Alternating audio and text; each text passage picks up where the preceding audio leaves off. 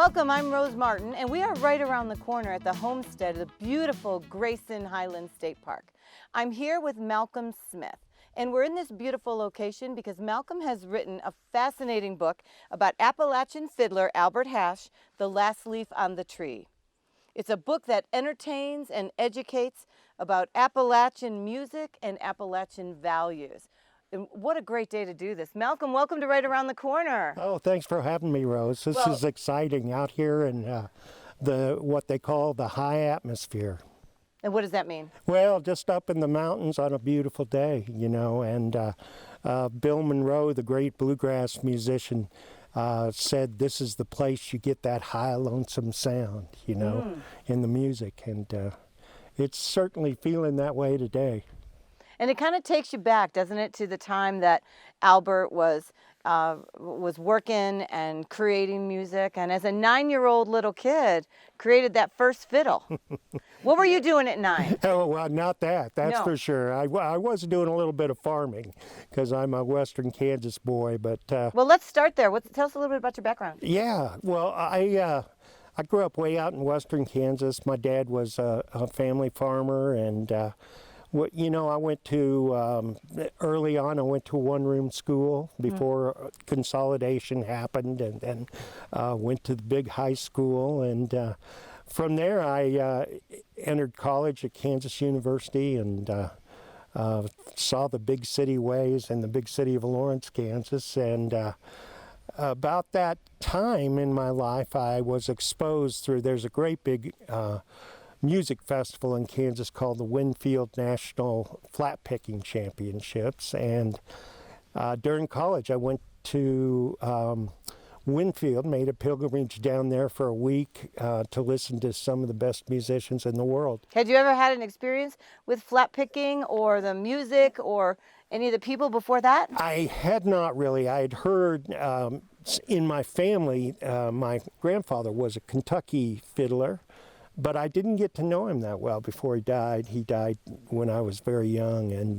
but I always heard about that from my mother. And then when I heard old-time music for the first time was at this festival probably 45 years ago, and it just blew me away when I heard the mountain music and the high lonesome in the voices and the great fiddling that was there. And at that time, I didn't understand that there was a distinction between old-time music, what we call in Virginia old-time music, and what bluegrass music was. And what is the distinction? Well, it's a very clear distinction. First thing is that you have to know old-time music came first, and it grew up right where we're sitting, you know, in these mountains and hollers of Virginia, Tennessee, North Carolina, and which all come together, you know, right here where we're sitting. And it was primarily fiddle and banjo music. The banjo had started to become popular right during the Civil War, and the fiddle, of course, was brought here by the many immigrants in the 1700s, and the two merged right along the New River and all through these hills, and that began what we call old-time music today. The biggest distinction, though, is that always old-time music was about a party. It was about having a party, having a dance, celebrating. Sometimes it was the backdrop to hard work like barn raising and bean stringing and those types of things. Corn shuckings were famous venues for old-time music.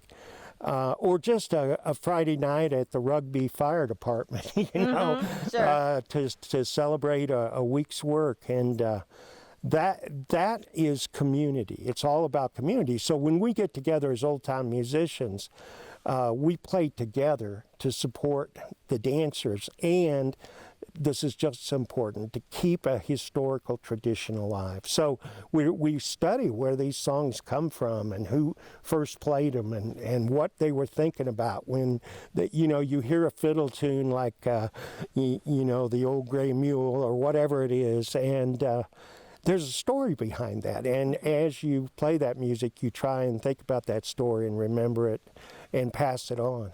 And you know, that brings me to something that I want to hear your thoughts on, because stereotypically the mountain music, the old time music, and the bluegrass music, they associate and stereotype people as hillbillies. And that can be a very derogatory term. So I'm curious, what did it kind of mean back in the early, some of these early Bristol sessions, or some of these early times that people were just getting together, and then it's transformed so much today? And what are your thoughts on that? Well, it was a stereotype, in fact, but a lot of the mountaineers who played music accepted that stereotype. I mean, they just ran with it, And, so it wasn't derogatory at that time? Well, it was. From the beginning, it was a term, but it's sort of like other terms that certain cultural groups have taken and made their own. Hillbillies become that way, I think, in this part of the mountains. And in fact, one of the most famous old-time groups from Galax called themselves the Hillbillies. And it was, commercially viable to do so. Yeah. And because it was a time in the country when this old-time music really roared up. We were in between world wars. There had been a pandemic, in 1917, right. and people were looking for a simpler way of life. Sure. Just like I think a lot of people are right now. So I think this book I've written about an old-time musician and his way of living here in the mountains during the industrialization of the Blue Ridge, I think that it's has some themes in it that are really important to think about today. Well, and that's true, because you hit on a lot of those Appalachian values and some of those things, and that connection to the community, and that connection to where you live.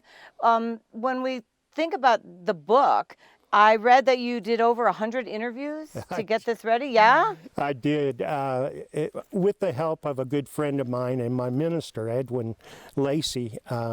Edwin, this was really Edwin's book. It was his idea. He had met Albert Hash as a young banjo player. His dad would drive him right up the road you came today from Wytheville, and take Edwin as a budding, young, incredible musician up to Albert's house on Sunday afternoons. He'd hold forth, and people would come from all over the mountains to jam with Albert and play with him. And many times Edwin made that trip. And when he was a senior in high school, Edwin Lacey, who's now a full-time Lutheran minister down in Baltimore, but from Wytheville, he came up, and one Sunday he brought a tape recorder and said, "Albert, you're going to be my final project for high school." And he recorded 2 hours of an interview with Albert. And that's where the book started, right there. We had two hours that nobody had really ever heard of Albert talking about how he grew up, the music, things that like that. And then one night, I had moved down here from teaching up. I was a college professor teaching education up for many years in the north. But I was coming down here every summer because, back in college, I'd fallen in love with old-time music, and I couldn't get enough of it. And right here is the hotbed, Galax and Mount Airy and Tommy Terrell's tradition. And there was, the Galax Fiddle Convention and the Elk Creek and all these fiddle conventions. I'd spend all summer just in my little camper going from them. And when I quit teaching, I decided to move down here so I wouldn't have to have that awful 11, 12-hour drive every summer. And I bought a happy little cabin on a beautiful creek in Carroll County. And one night I was invited, Edwin started a church, a very special church in Virginia that's still going, even though sadly he's not at it anymore. But it's called the Wild Goose. And it was... The premise from the beginning was, one, to take a church over in Indian Valley that had been abandoned, one of the Childress churches, which are really important to this area. He was a Lutheran missionary who was from the area, who built many rock and beautiful churches in the area, and really sort of worked hard to work to build community in the Blue Ridge. And the Presbyterian had asked Edwin to find a way to incorporate Appalachian traditions and study into the church setting, and to maybe get some of the hippies from Floyd and Blacksburg to come to a different type of church and expand their ministry. So he ripped out all the pews in the church and got a good friend of mine, Mac Trainum, who's an incredible banjo builder and world-renowned old-time musician. And they ripped out all the pews, put in rocking chairs, and started having communion out of mason jars. And the Wild Goose attracted me. I actually first came to write a story about it for a magazine. And then later I stayed, and when I moved down here, I became a member. Well, one night we were having a cookout. Here comes the inspiration for this book. Okay, all right, I'm getting there with you. All right. I'm sorry, that was a long way of getting there, but you know, it's a beautiful afternoon, and I love to spin a yarn. But I was at a cookout with the church, and we were playing our instruments. As I said, Edwin was a consummate banjo player from this area, and Mac Trainum was playing his fiddle, and we were having a great time. And all of a sudden, Edwin leans over to me real close around the campfire and says, "I need to talk to you." And immediately thought, oh my God, what have I done? You know, the preacher needs to talk to me. My preacher, oh no. And anyway, after we were alone on the way back to our cars that evening, he started telling me about this book about Albert Hash. And he said, I just know I'm not going to have time to finish it. I haven't even started on it. Really, he had done 3 interviews of some of the people, luckily, that have passed on now about it, who knew Albert well. And he had the 2 hours of recordings of Albert that he had digitized. And he gave me a huge box of stuff that Albert's daughter had given him. Wow. And said, write this book. And I was retired looking for something interesting to do, and I kind of bit into the idea. Well, and you love the topic. I right? did, yeah, and love yeah. the music. But I didn't know anything about Albert Hash. You know, he said, write this book about Albert Hash. I said, you know, I've heard a recording of Albert once, and I know who the White Top Mountain Band are. You can't live in this part of Virginia and not know about the White Top Mountain Band that Albert started with his brother-in-law, Thornton Spencer. And so we went... he said, let's do our first interview, and I got my little video hand camera, and we went to Rugby, Virginia, just down the road from where we're sitting. And we went way back up in the country on a twisty road, and there was a house with a little shop outside, and he said, you're going to like this. And he took me inside and introduced me to Wayne Henderson. What a treat. I about dropped my teeth. I couldn't believe it. And Wayne, when we told him what we were going to do, that I was going to write the book, Edwin was going to support me and help me get this book done, Wayne got so excited he jumped out of his chair and came over and sat down and immediately started telling us stories. And about 12 hours of recording later, we pulled ourselves up off the floor because we were laughing and crying and listening to one of the master storytellers in the world, Wayne Henderson. Also, for those who don't know, the greatest guitar builder alive. And that's a link to Albert also. It is. Absolutely. And later I'll read you a little passage about that, but Albert was the reason, Wayne told us, that he built his first guitar. And then... And I love the story you have in here about Albert thinking he was going to make a guitar, and Wayne like, what on earth are you doing? yeah. And Wayne... But Wayne didn't just attribute, starting to build guitars to Albert. He dedicated in some ways the way that he runs his shop, the way he runs his life, the kindness and gratitude. You know, Wayne plays for even though he's this musician who's played Carnegie Hall, besides building guitars that are worth thousands and thousands of dollars, he plays every charity, you know, and he gives a lot of the money he makes on the guitars to the Junior Appalachian Musicians Program. And all of that is in the spirit of Albert. Even the fact that before COVID, you'd walk into Wayne's shop and he couldn't get any work done all day because there's all these guitar loafers, I call them, hanging out in there. That was the way Albert worked. He loved to have people learning from him and standing around. But now, clear to this day, and Wayne's built his over 800th guitar, he uses on every guitar a pocket knife to cut some of the wood away that Albert Hash had taught him used. to do, which is such a trademark of that. And I was thinking about, you know, the fact that, let me think on one of the parts you say, the Appalachian people had such a genius for making things they couldn't afford to buy. They often ended up with a better version. And wasn't that true when Albert started with his first guitar at age 9? Yeah, out of fiddle. Just first fiddle, I mean, but barnwood, and then, you know, traded for those strings.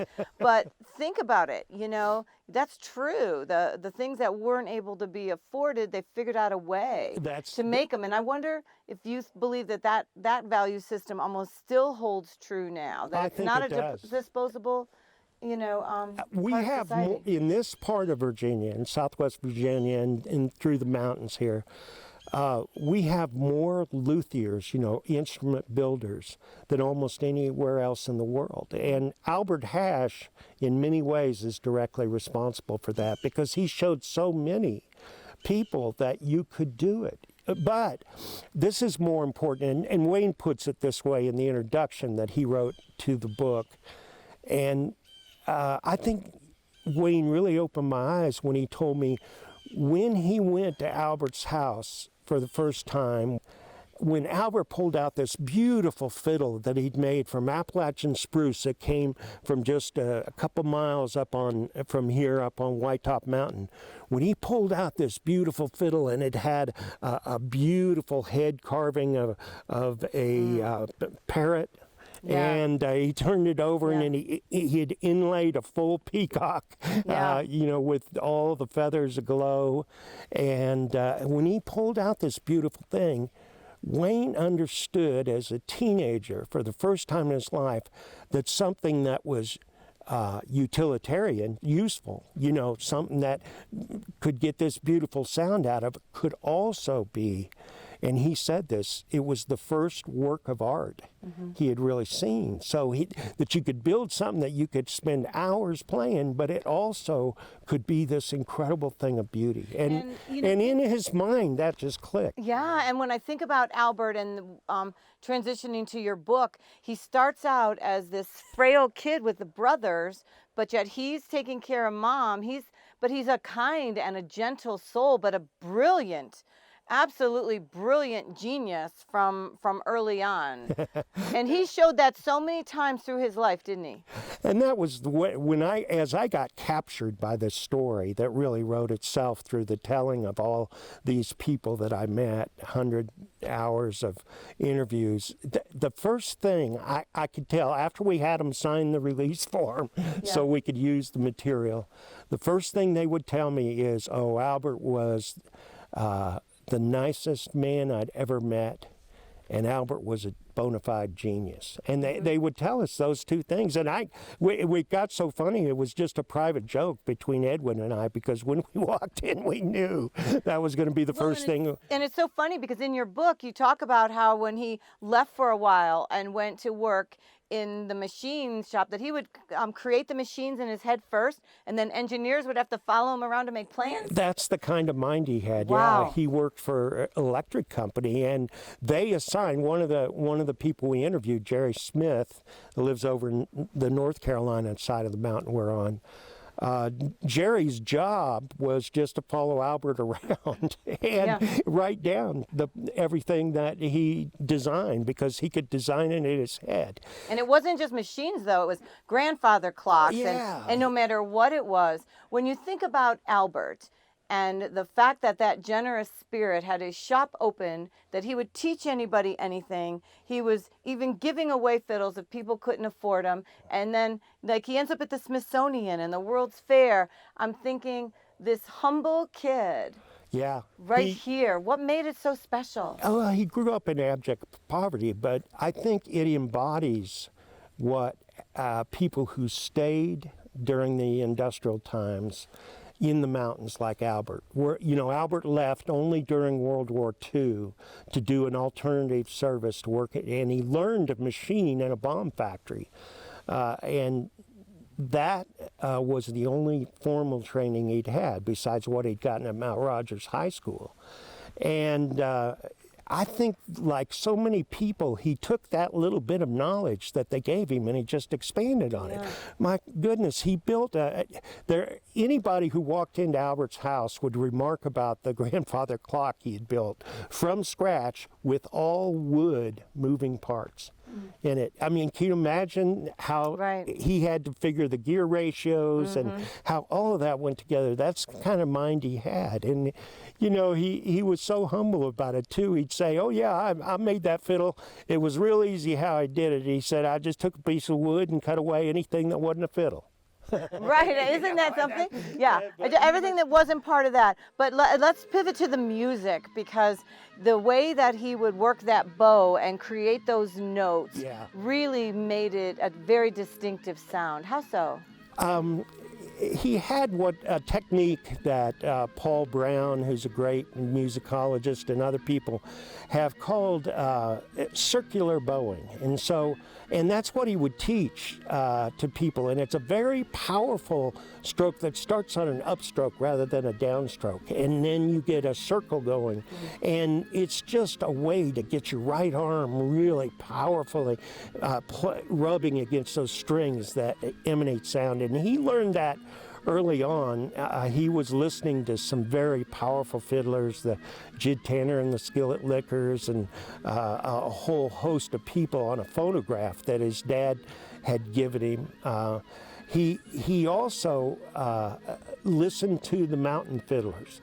Oh, right, at the Galax Mountain at the festivals. He used to win all the festivals. Right, but he early on he had a great uncle who lived just over here in White Top, and his uncle could play a fiddle so fast and furious that when Albert heard his great uncle's fiddle music for the first time, he covered his ears and went running down off the porch down the road in ecstasy, just screaming. Would you share something from your book with us? Yeah, I'd love to. I want to read you about the time that this is about how Wayne Henderson got started, but it says everything about Albert, I think. It's in a little part of the book called the First Henderson Guitar. And Wayne is featured prominently in here because he, I think, embodies Albert so much. But anyway, at the youngest of ages, Wayne became fascinated with the music of one of his neighbors and his dad's close friends, E.C. Ball. Now, there's a real famous name in old-time music. Ball had been recorded in 1938 by Alan Lomax at the Galax Old Fiddlers Convention, and later in 1941 with his wife Orna on his porch in Rugby. E.C. had also played in a popular string band called the Rugby Goalie Jumpers that had included Wayne's father, Walter Henderson, on fiddle. Well, Wayne became enamored with the sound of the guitar, just like Albert at age 5, and E.C. often let Wayne hold and carefully examine his old Martin guitar. Wayne's first attempt to make a guitar involved a snuff box, a piece of wood for the neck, and some fishing line. In fact, he wanted so badly to own his own guitar that at the age of 15, in a manner ironically similar to Albert, Wayne stole out to the barn with the flat wood from the bottom of his mom's dresser drawers, which I understand he later got a spanking for, and he used an outline of E.C.'s Martin guitar and then tried to bend the sides to go around, just like he'd seen, meticulously fashioning a neck from wood lying around the barn, just the same as Albert had done. I know, and well, anyway, Wayne found some hoof glue in the barn and tried to put the creation together. But once he tried to put the strings on it, and this is what every luthier learns at one time or another, it exploded. And when Wayne's dad walked out to the barn, Walter Henderson had no idea that what his son was up to. But when he came out to that barn and found Wayne totally crushed and downhearted, crying, he knew right away how to remedy the dilemma. "I know someone who can help you with that," he told Wayne, and took him right over to Albert's new house in Lansing, North Carolina. He had Wayne gather up the pieces of exploded guitar and bring them to Albert. Albert first took Wayne into his shop in the school bus and reached into a drawer and pulled out his favorite fiddle, the Screaming Eagle, and let Wayne hold it. We have so much more to talk about. Oh, from the Screaming School Bus to all of the fiddles that he made. I think one of the things I loved before I let you go was the way that you kind of captured Albert's essence. Albert's own legacy is like the creeks and streams that flow down from White Top and Mount Rogers, shaped by the mountains and yet doing much shaping of its own. As the years since his death have flowed on, his influence on Old Town Mountain music and on Appalachian fiddle making appear to deepen and broaden. If a legacy is measured by the transference of one's gifts to future generations, then the legacy of Albert Hash has just begun. Malcolm, thank you so much. Oh, thanks for having me. That time went by way too quickly. Well, we're going to have you stick around. So my special thanks to Malcolm Smith for sharing his amazing story, Appalachian Fiddler Albert Hash, The Last Leaf on the Tree. We've got so much more to talk about. I really want you to make sure to stick around because we're going to extend this conversation. Tell your friends all about us. I would sure appreciate it. I'll see you next time. I'm Rose Martin. I'll see you next time right around the corner.